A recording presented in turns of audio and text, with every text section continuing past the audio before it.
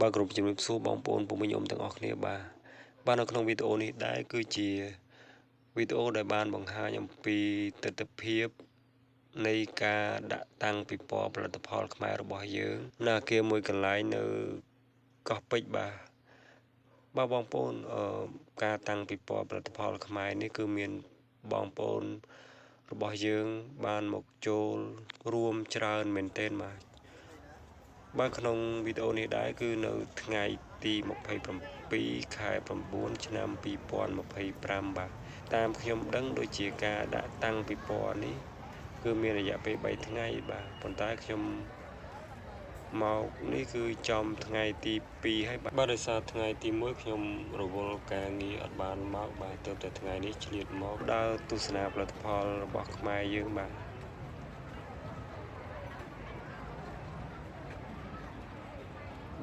ថ្ងៃទី2គឺមានបងប្អូនរបស់យើងបានមកចូលរួម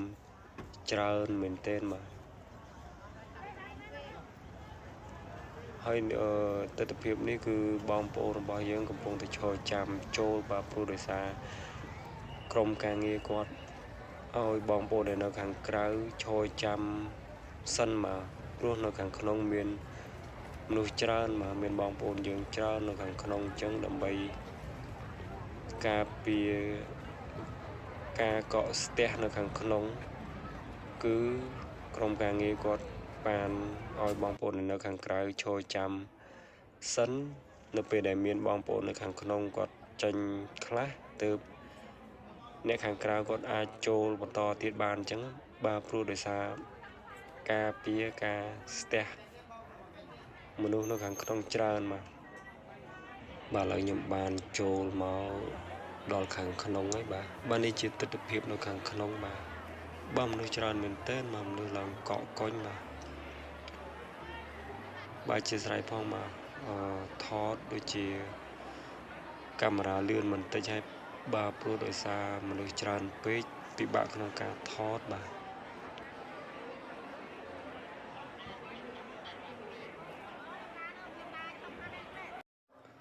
ទបងប្អូនទាំងអស់គ្នាពេល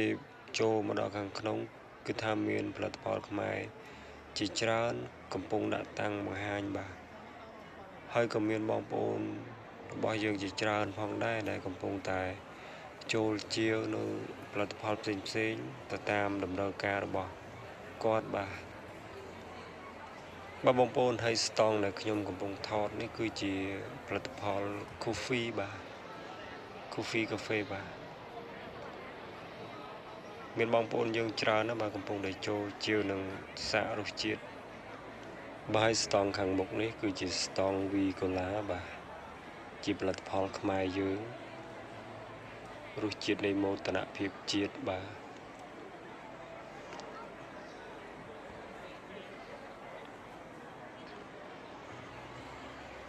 ហើយខាងមុខនេះជាស្តង់មីជាតិបាទមីជាតិរបស់យើងគឺ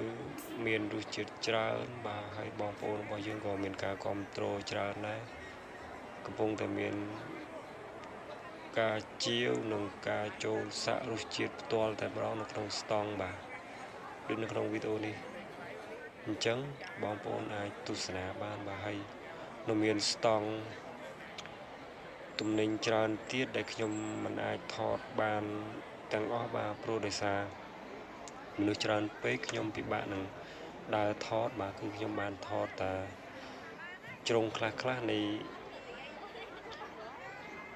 ស្តង់ដែលបានដាក់តាំងបង្ហាញបាទព្រោះក្នុងអគារទាំងមូលគឺមានស្តង់ផលិតផលច្រើនប៉ុន្តែខ្ញុំបានថតតែជ្រុង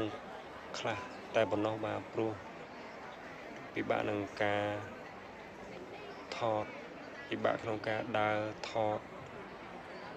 ឲ្យគ្រប់ស្តង់ទាំងអស់អញ្ចឹងបាទព្រោះមនុស្សច្រើនពេកបាទអញ្ចឹងសូមបងប្អូនបន្តការទស្សនាវីដេអូនេះដល់ចប់ទាំងអស់គ្នាបាទទោះបីជាខ្ញុំមិនបានថតគ្រប់ស្តង់ទាំងអស់ប៉ុន្តែក៏បានថតច្រើនស្តង់ដែរបាទដែលមិនអាចរៀបរាប់អស់បាទសូមបងប្អូនបន្តការទស្សនាដល់ចប់ទាំងអស់គ្នានឹងបានឃើញនៅស្តង់ទំនិញជាច្រើនផ្សេងទៀត ដែលខ្ញុំបានថតនៅក្នុងវីដេអូនេះផ្ទាល់តែម្ដងបាទហើយសូមអរគុណទៅដល់បងប្អូនដែលបានទស្សនាវីដេអូនេះបាទហើយយើងរួមគ្នាបន្តការគ្រប់គ្រងផលិតផលខ្មែរផលិតផលក្នុងស្រុករបស់យើងឲ្យកាន់តែខ្លាំងដើម្បីសេដ្ឋកិច្ចជាតិរបស់យើងទាំងអស់គ្នាបាទសូមអរគុណច្រើនបាទ